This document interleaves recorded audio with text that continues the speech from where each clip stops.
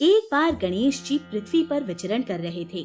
वहाँ अलग अलग जगह पर अपने अलग अलग भक्त देखकर उन्होंने विचार किया, क्यों ना पता किया जाए इनमें से मेरा असली भक्त कौन है और कौन दिखावा कर रहा है। वो माता पार्वती के पास गए। प्रणाम माते, मैं धरती पर जाना चाहता हूँ और पृथ्वी वासियों की परीक्षा लेना चाहता हूँ। वो तो ठीक है पुत्र, मगर तुम भक्तों की परीक्षा लोगे कैसे? अब भक्तों की परीक्षा लेनी है तो कोई ना कोई विशेष उपाय तो करना ही होगा। क्यों ना मैं एक छोटे से बालक का रूप लेकर भक्तों की परीक्षा लेने जाऊं? जैसा तुम्हें ठीक लगे पुत्र। भगवान गणेश भक्तों की परीक्षा लेने हेतु एक छोटे से बालक का रूप धारण कर लेते हैं।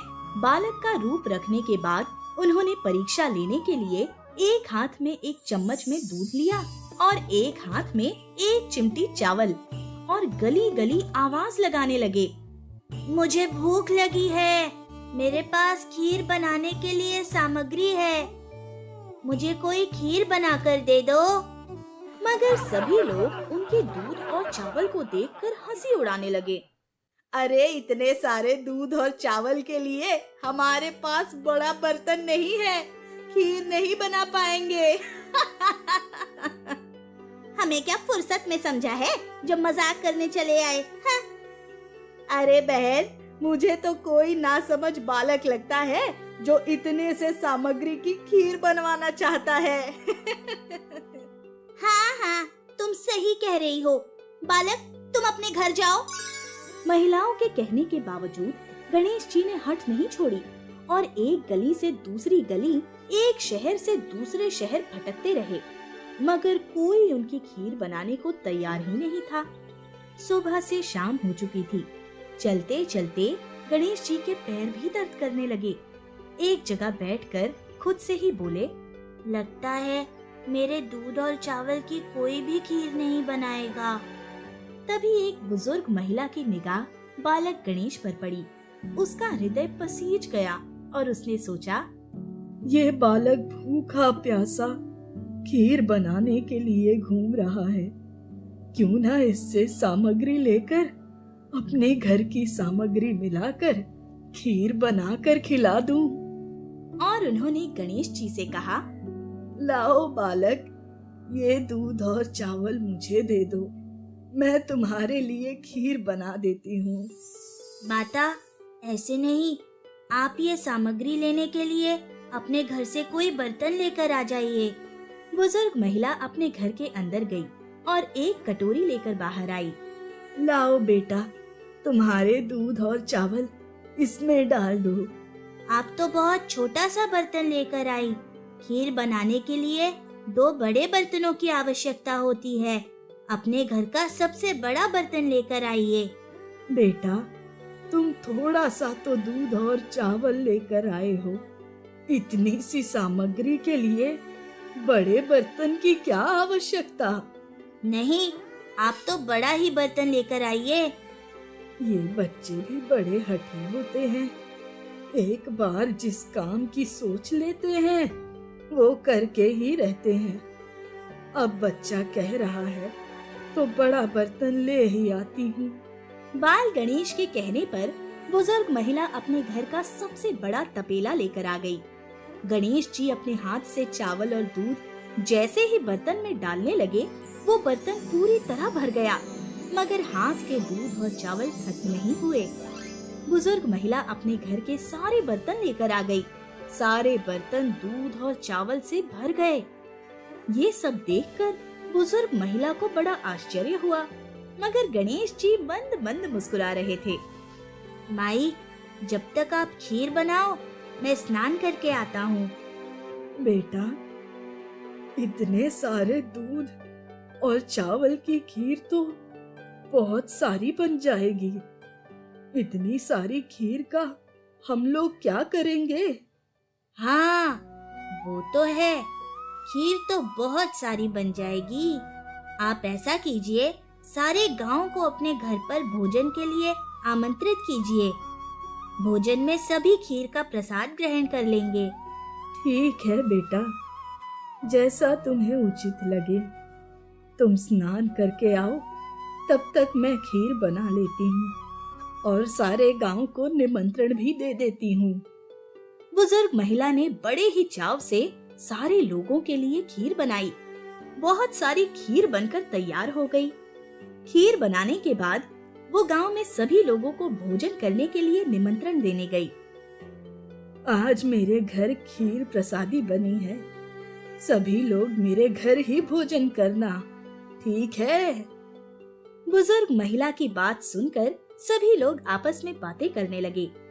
अरे अम्मा, तुम सारे गांव को खीर खिलाने के लिए निमंत्रण दे रही हो, मगर तुम अकेली इतने लोगों की खीर कैसे बनाओगी? सुबह एक बालक चम्मच में दूध और चावल लेकर घूम रहा था खीर बनाने के लिए, और अभी ये अम्मा जी आई है घर पर खीर का निमंत्रण देने के लिए। आज सुबह से ही ये खीर का चक्कर आखिर है क्या? अम्मा, आपके घर में ही खाना खाने को नहीं है और आप सब लोगों को खीर खाने के लिए निमंत्रण देने आई हो। आप फिक्र मत कीजिए अम्मा, हम लोग आपके घर पहुंच जाएंगे। लोगों को निमंत्रण देकर बुजुर्ग महिला वहां से अपने घर चली गई। अरे, तुमने हाँ क्यों कर दी खीर खाने के लिए जाने के लिए? वहां जाकर कुछ भी नहीं मिलने वाला। वो तो मुझे भी पता है, मगर एक बार चलकर देखने में कोई हर्ज है क्या? उनका मान भी रह जाएगा और हमें पता तो चले उन्होंने खीर बनाई है या नहीं। सभी गांव के लोग धीरे धीरे बुजुर्ग महिला के घर के पास एकत्रित होने लगे। खीर की खुशबू पूरे वातावरण में फैली हुई थी। सभी लोग बोले, खीर तो बनी है, मगर देखते हैं कितने लोगों को मिल पाती है। बुजुर्ग महिला की बहू को जब अपनी माँ के गांव भोज के बारे में पता चला, तो वो झटपट अपनी सास की झोपड़ी में जाकर देखती है तो वहाँ बहुत सारे बर्तनों में खीर रखी है। अम्मा जी ने खीर तो बहुत सारी बनाई है, मगर बाहर गांव के लोग भी तो बहुत सारे हैं। ऐसा ना हो कि ये खीर खत्म हो जाए और मुझे मिले ही नहीं। क्यों ना सब लोगों के खाने के पहले मैं एक बार पेट भर के खीर खा लूं। बहू ने बड़े 2 पतीलों में से तुरंत अपने लिए खीर निकाली और हाथ जोड़कर गणेश जी महाराज से प्रार्थना करने लगी। गणेश जी महाराज, वैसे तो पहले अतिथि लोगों को भोजन करवाना चाहिए, मगर इतनी स्वादिष्ट खीर देखकर मुझसे रहा नहीं जा रहा। आइए, आप और हम दोनों खीर का प्रसाद पाते हैं। कहकर वो बहू घर के कोने में बैठकर फटाफट खीर खाने लगी। बहू की खीर खाने के बाद गांव के सारे लोग वहां एकत्रित हो जाते हैं। बुजुर्ग महिला गांव के सभी लोगों को खीर का प्रसाद खिलाती है। सभी लोगों को खीर बहुत अच्छी लगती है, मगर सब लोगों के खाने के बावजूद भी बहुत सारी खीर बच जाती है। तभी बुजुर्ग महिला को बालक गणेश नजर आते हैं। अरे बालक, तू अभी तक कहाँ था रे? तेरा ही इंतजार कर रही थी। सभी लोगों ने खीर का प्रसाद पा लिया। चला, तुझे भी खीर खिलाती हूँ। नहीं माता, मैंने तो सबसे पहले की खीर खा ली। तुम्हारी बहू ने मेरा भोग लगाने के बाद ही खीर ग्रहण की थी। अब आप खीर का प्रसाद ग्रहण कीजिए।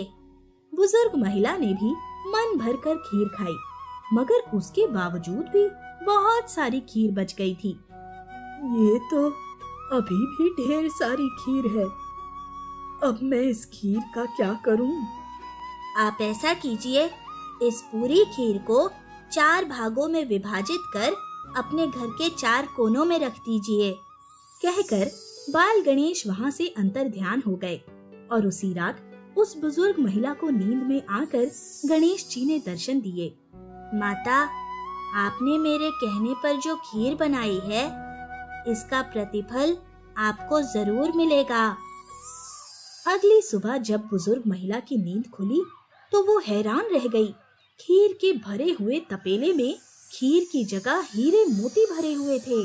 गणेश जी महाराज, आपका बहुत बहुत धन्यवाद।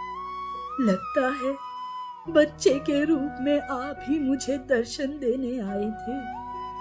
आपकी कृपा हम भक्तों पर सदैव यूं ही बनाए रखिएगा। जय श्री गणेश।